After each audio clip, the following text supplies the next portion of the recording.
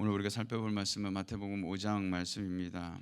마귀에게 시험을 이기신 예수님은 비로소 천국 복음을 선포하시면서 공생의 삶을 시작하시게 됩니다. 그리고 내 제자가 부름을 받은 기사 다음에 마태는 예수님이 갈릴리 지역을 두루다니시며 가르치시며 천국 복음을 전하시며 사람들을 고치셨다고 기록하고 있습니다. 이것이 예수님이 이 땅에 행하신 3대 사역이시죠. 이 첫 활동의 결과 많은 사람들이 예수님을 쫓게 되었고, 이 무리를 보신 예수님은 오늘 본문 1절에서 산으로 오르셨다고 기록하고 있습니다. 이 산 위에서 가르친 말씀을 우리가 산상수훈이라고 하는데, 바로 이 산상수훈의 말씀이 5장에서 7장까지 기록되고 있습니다. 특히 오늘 5장 3절에서 10절까지 이 팔복에 대해서 소개하고 있는데, 예수님은 설교를 시작하시면서 어떤 사람이 복 있는 사람인지를 선언하고 계십니다. 한 치 앞도 내다보지 못하는 인생들 중에 과연 누가 복 있는 사람에 대해 논하며 선언할 수가 있겠습니까? 이 땅에 그 누구도 아무도 없다라는 것이죠. 오직 왕되시며 말씀이신 예수님만이 어떤 사람이 복 있는 사람인지를 선언하실 수 있는 줄로 믿습니다. 바로 팔복은 그리스도를 쫓는 자들이 어떻게 살아야 하는지를, 또 누가 복을 받는 것인지를 말씀하고 있는 것이죠. 복이 있다란 말은 행복 이상의 상태를 의미하는 것이죠. 예수님에게 있어서 복 있는 사람은 그 사람의 외적인 환경과 상관없이 소망과 기쁨을 경험하게 된다는 것입니다. 여기서 기억해야 할 것은 성도의 복이란 장차 영광스러운 천국에 들어갈 것만이 아니라 지금 이미 들어가고 있다는 것을 말씀하고 있는 것이죠. 물론 그 복은 하나님 앞에 갔을 때 완전히 주어지는 것이지만 현재 이 땅에서도 누릴 수 있는 복락을 말하고 있다는 것입니다. 우리가 한 절씩 살펴보면 3절에 심령이 가난한 자는 복이 있나니 천국이 그들의 것이며 라고 말씀합니다. 여기에 가난하다란 말은 절대적인 극빈을 의미하는 것이죠. 비천하고 무력한 사람으로 하나님에게만 전적으로 의존하는 사람을 가리키는 것이죠. 그래서 3절을 다시 풀어서 말하면 자신이 철저하게 무능력하다는 것을 알고 오로지 하나님만 의지하는 자는 복되도다. 그만이 온전한 순종을 들여 하늘의 시민이 될 수 있기 때문이다 라는 말인 것입니다. 4절에 애통하는 자는 복이 있나니 그들이 위로를 받을 것임이라고 했습니다. 여기에 애통하다라는 뜻으로 쓰인 헬라어는 슬퍼하다는 의미가 있는 헬라어 중에서 가장 강한 뜻을 나타내고 있습니다.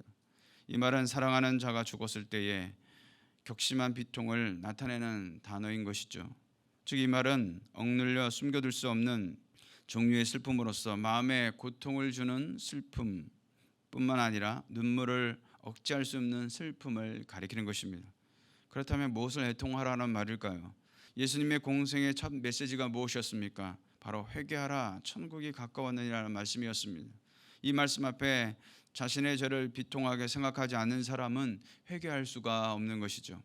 복 있는 사람은 자신의 죄를 깊이 슬퍼하는 자이며 하나님과 예수 그리스도에게 범한 자신의 죄가 무엇인지를 알고 애통하는 사람이며 십자가를 보고 죄 때문에 다가올 파멸로 어찌할 바를 모르고 두려워하는 사람이다라는 것이죠. 이렇게 죄에 대한 공포를 경험하는 사람만이 위로를 받을 수 있다고 말씀하고 있습니다. 이 경험이 소위 우리가 말하는 회개이며, 이렇게 상하고 통회하는 심령을 주께서는 결코 멸시하지 않기 때문에 그렇습니다. 5절에 온유한 자는 복이 있나니 그들이 땅을 기업으로 받을 것이요 라고 말씀하고 있습니다. 여기에 온유란 무슨 뜻일까요? 이 말은 길들여진 동물에 적용되는 말입니다.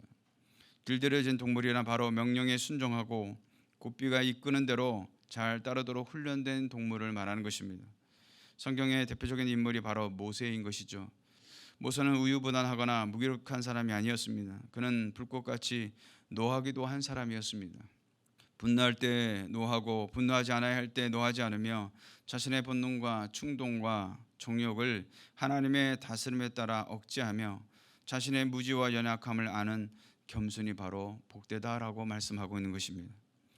6절에 의에 줄이고 목마른 자는 복이 있나니 그들이 배부를 것이며 라고 했습니다. 여기에 줄임은 간단한 식사로 때울 수 있을 정도의 가벼운 허기가 아닙니다. 여기서 말하는 또 목마름은 음료 한 잔으로 해결되는 갈증이 아니다라는 것이죠. 이것은 아사 직전에 있는 사람의 굶주림이고 마시지 않으면 당장 죽게 될 갈증을 가리키는 것입니다. 그러게 이 말씀은 너는 얼마나 절실하게 의를 구하고 있는가? 너는 굶어 죽어가는 자가 음식을 원하는 만큼 하나님의 의를 구하고 있는가? 사람들의 대부분은 부분적인 의로 만족합니다. 내가 일부분 선한 삶을 살면 난 그것으로 만족하고 잘하고 있다고 생각하는 것이죠. 그러나 본문은 부분적인 선으로 만족해서는 안 된다고 말씀하고 있는 것입니다. 완전한 선에 줄이고 목마른 사람에게 하나님은 복이 있다고 말씀하는 것이죠. 이렇게 간절히 의를 갈망하는 자에게 하나님께서는 만족을 주실 것이라고 말씀하고 있는 것입니다. 7절에 긍휼히 여긴 자는 복이 있나니 그들이 긍휼히 여김을 받을 것이며 라고 했습니다. 긍휼히 여기다는 말은 불쌍히 여기다, 자비나 동정을 베풀다라는 뜻으로 관대함과 용서, 동정을 의미하며 고통을 완화시킬 뿐만 아니라 악을 제거하고자 하는 갈망도 포함되어 있습니다. 신자들의 위로는 세상이 그들을 어떻게 대하든지 상관없이, 그러니까 사람들이 내게 긍휼을 베풀든지 아니든지 그것이 중요한 게 아니라 하나님께서 우리가 긍휼을 베푸는 삶을 살아갈 때 하나님께서 우리를 긍휼히 여겨 주신다는 사실을 기억해야 한다는 것이죠. 8절에 마음이 청결한 자는 복이 있나니 그들이 하나님을 볼 것이며 라고 했습니다.